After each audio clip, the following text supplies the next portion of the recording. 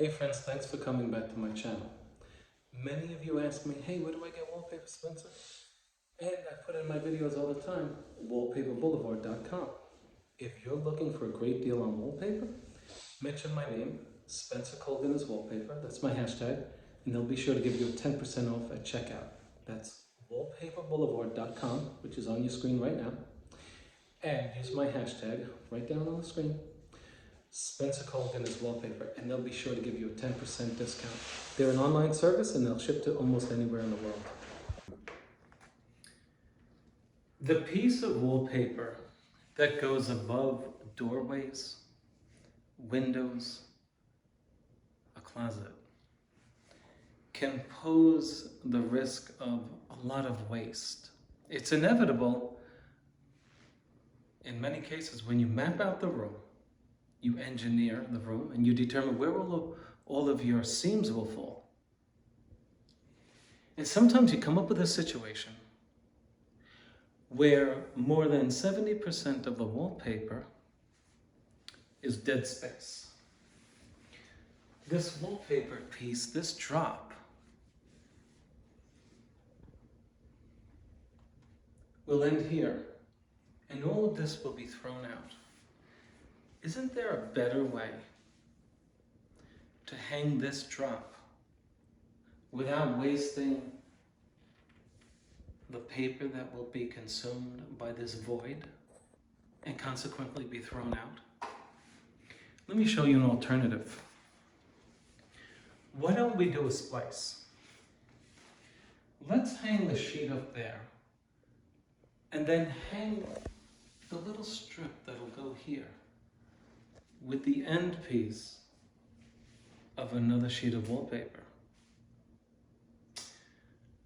If you look over there, at the end of the job, we're going to have a left piece of wallpaper because over the window, a right piece of wallpaper will connect to what you see above the window. And then another piece will connect to that.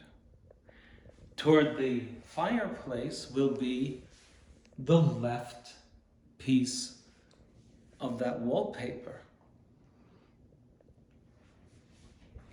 Now in this case, I'm going to need the right end of it.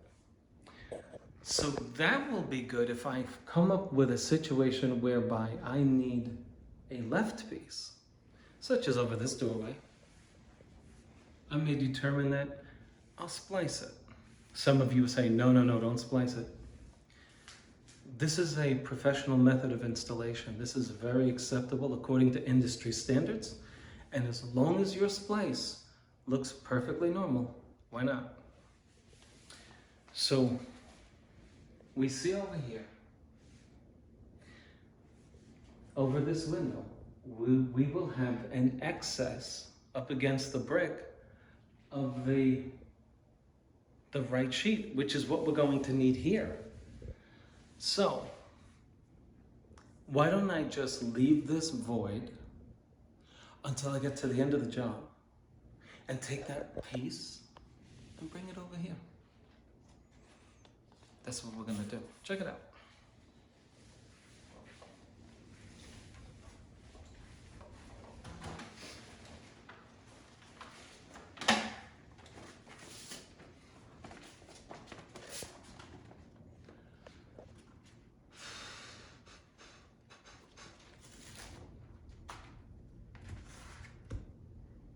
We're already double coating the material, so we're splicing every sheet anyway.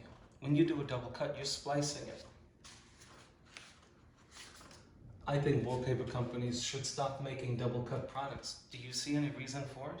If anything, the company takes a risk of having inexperienced installers who are otherwise good at installing paper but aren't so good at the double cut. Why would they do this? I have no idea. I don't know. It may make their product look inferior because of inferior installations.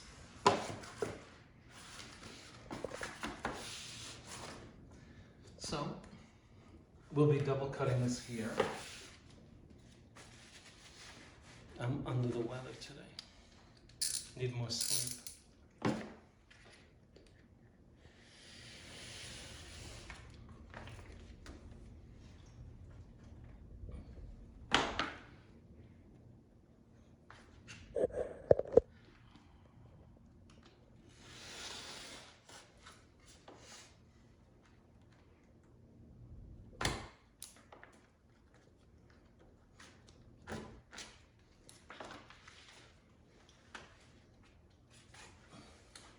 Now,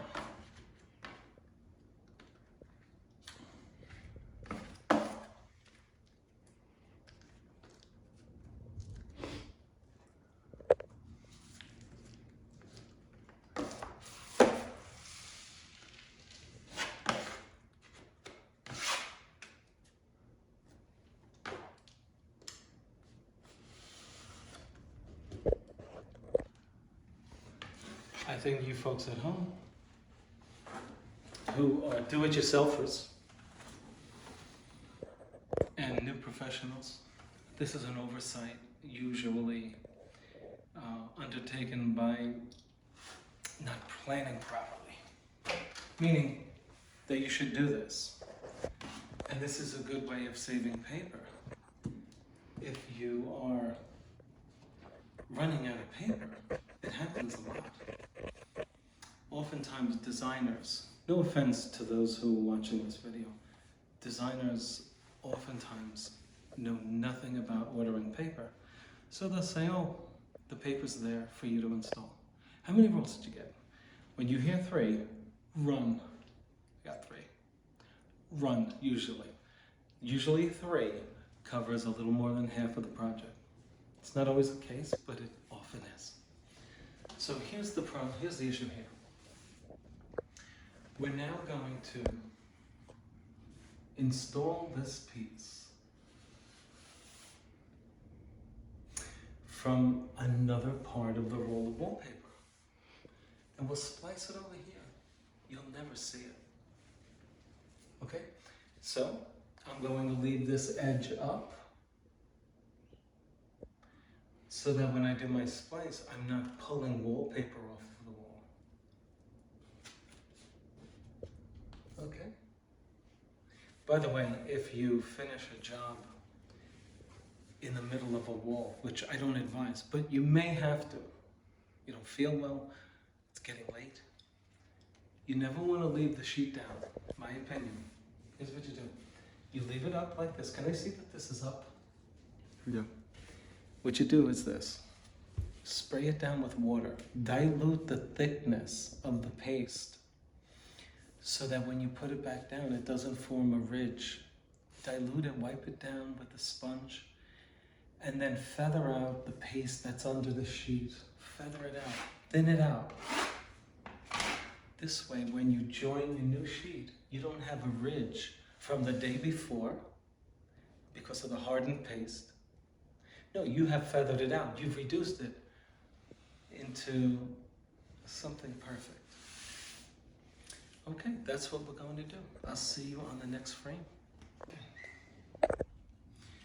So now we come to that piece so that we don't waste anything.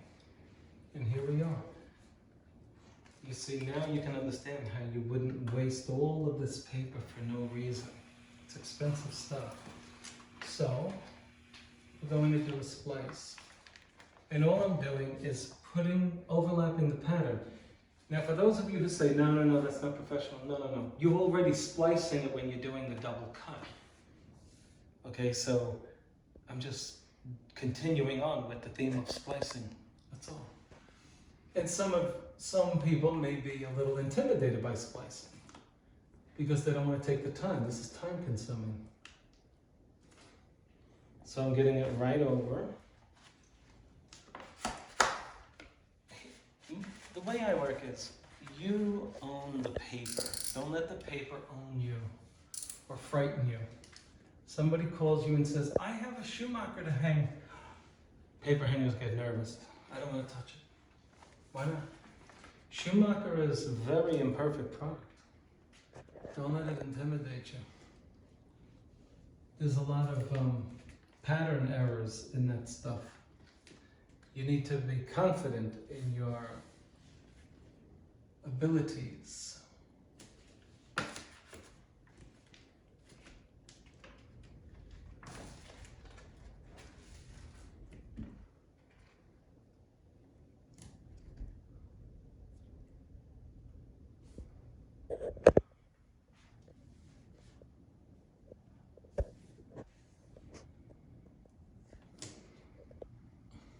Okay.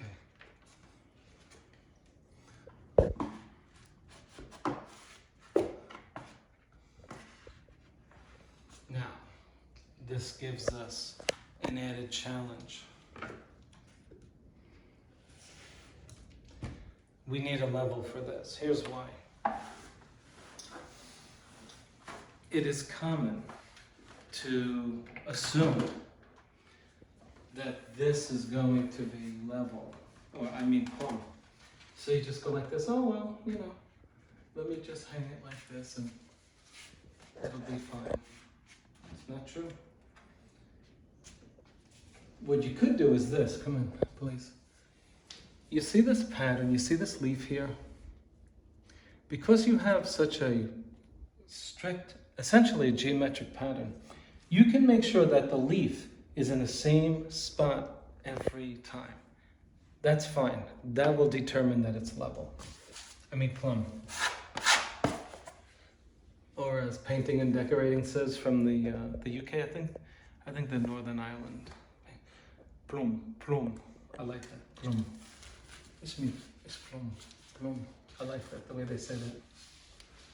So I'm just, okay, so here I've developed, you see this little leaf here? Can you come in?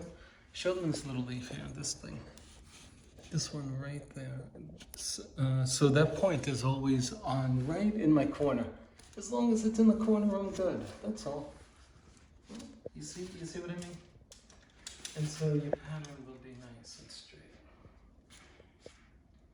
That's all. You don't want to blow that.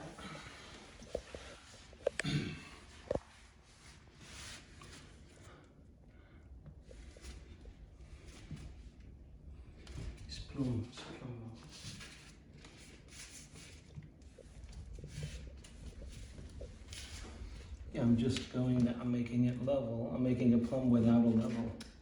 It's essentially what I'm doing. It's one of the tricks that you just think about when you're doing. A lot of people are very good installers. They just don't think.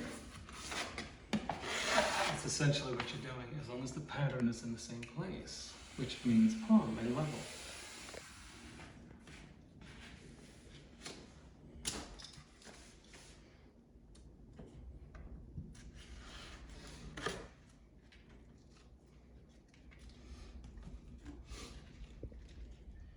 So I subscribe to a YouTuber. He's a very popular drywall guy. And he tells all his viewers about his medical problems. Would you do that? You want everybody knowing about your problems?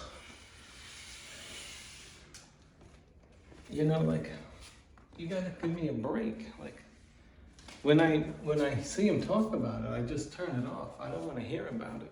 But what do you guys think? I don't like it. Please show them that up against the trim. There you go. So they understand that the idea is that we have to make sure that the pattern is correct. And I think they can see that. So now watch this. We go back up. And now we have to splice it. Pull it back if you forget where you are. You don't want to blow this.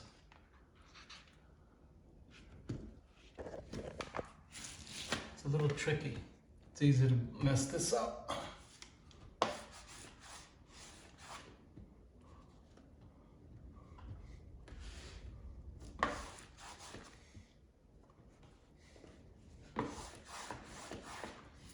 Alright, so we got two splices. One is here. This stinks. I need a new knife. Alright, I'll come back and on the next frame we'll cut it. All right, so we changed our blade, or at least the knife. I'm finding my edge. I hope you guys can hear me. I have $1,000 camera, and the speaker got clogged with paint. And so I'm inclined to get another one. So tell me about the sound quality, please. I don't want to continue making videos with poor sound. Just let me know how it is. Okay, so we trimmed our edge because we have a double cut product.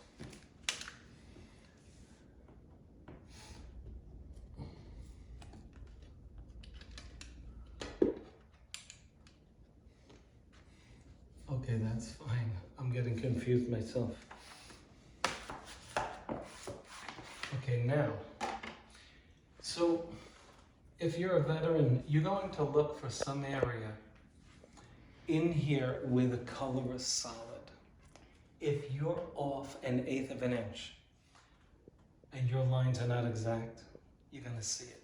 So I'm gonna stay in the solid, okay? If I'm off, you're not gonna see it. I know, I sound like Christopher Walken, please. I'm not making his money, that's for sure. All right, show them how I'm staying against the white. Well, I'll do it this way so they can definitely see it. Nice sharp blade. Let me get the blade sharp.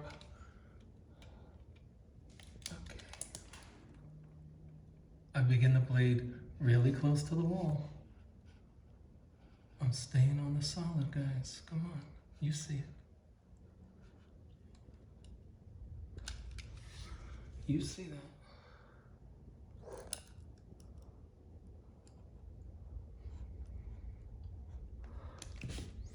Now I'm not a righty, but since I have to use my right hand, I'm gonna hold it with 2 hands. Now let's see how I did. Even if I'm off, and I am a little off. Just kidding. Just kidding. Just kidding.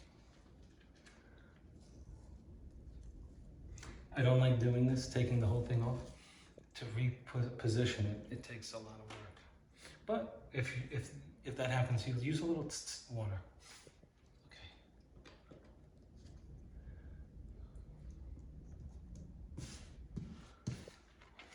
Some of you are saying that's a lot of work.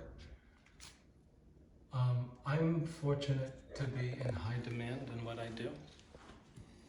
And I don't rush my jobs. I actually love what I do. And I don't rush from one job to the other. And when the customer asks me to go down in price, I smile and I say, I can't do that. Because of this. I just say I can't do that. I act as if they're joking, I go like this. I can't do that.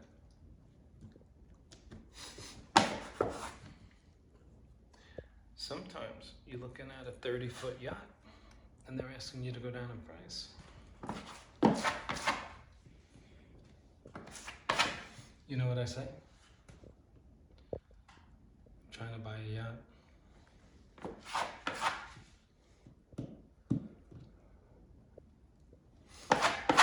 Check this out. I got a call today. Spencer, can you hang the paper on the ceiling? Our guy, he got sick. He got sick, huh? Yeah. Now, when I gave him the price, the designer said, that's twice the amount my guy wanted, my guy. With a straight face, I said, and? It's twice the amount. And I said, and? She said, forget it. So then I get a call back this morning. Hi, Spen. Spen. Who's this? This is so-and-so. Our guy got sick on that ceiling install.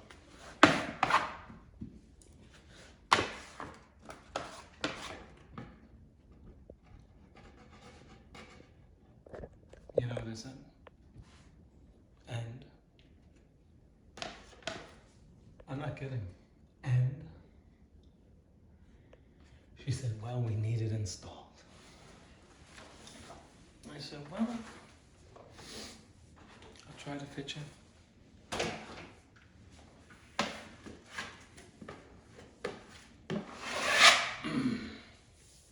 Show them the, now you're looking at a saturated penetration of the wall covering. If you see a dark spot at the incision, it is simply because it is penetrated horizontally and will need to dry. And so it's a saturation mark. But we now have a piece coming down, and we're going to overlap the next piece and go our merry way, so to speak. That's how you save wallpaper over doors, such as closets, hallways, etc. I'll see you on the next video. Okay, so we're putting our new sheet on, and you'll see that it matches up quite well, right?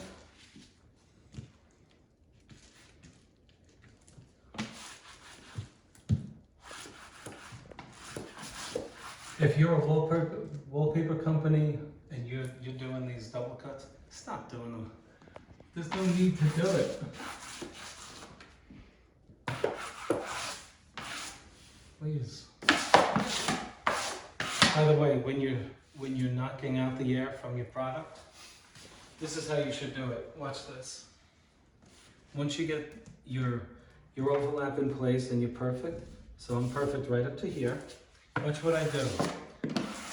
I'm making X's and I'm crossing the X.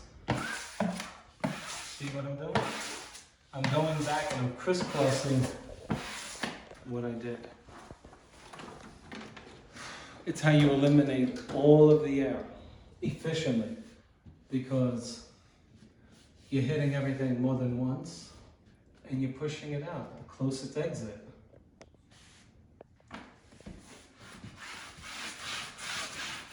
Let's bring them in close and show them the nuances of double cut matchups.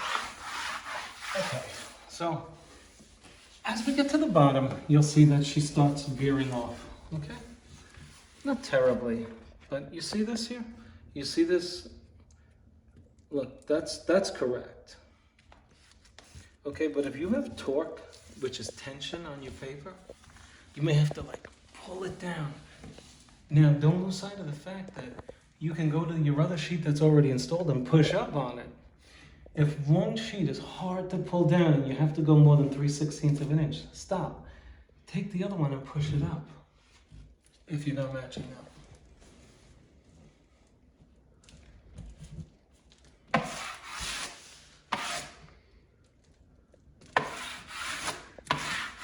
So once I get this matched up, I lay it down, I commit it. I commit the layout. I want this makes it permanent, so to speak, until I cut it and it dries. But this is not laid down yet. I'm just concerned about this edge here. Okay, like you see this stem here? That would be a mistake. You see you're missing the stem, pull it back, there's your stem. Did they see that in the video? You're missing the stem, you pull it back. Now I commit it, push down. Now I got wrinkles here. Push them this way. You don't want to push them toward where you just laid down.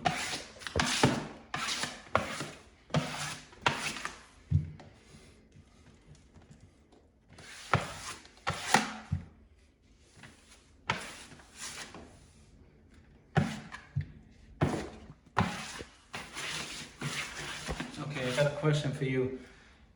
Americans. The only reason I say that is because other countries may have different boats and they may not sell them where I live.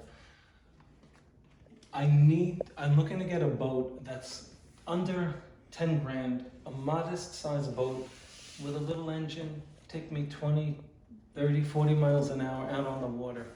I saw a few, I was on the water recently, and I loved, it was just, it's beautiful and relaxing. What boat? There was a guy who passed by on a boat. It had a nice plastic roof to it. It sat about 5 people. I said, hey, what kind of boat is that? He said it's a Riki boat. I looked it up, I couldn't find it. A Riki boat. He says about 13 grand, just the boat. Then you gotta add the engine. So if any of you can suggest a boat, I'm interested in, I would prefer a good used one, but something simple. Anybody? Can anybody suggest something?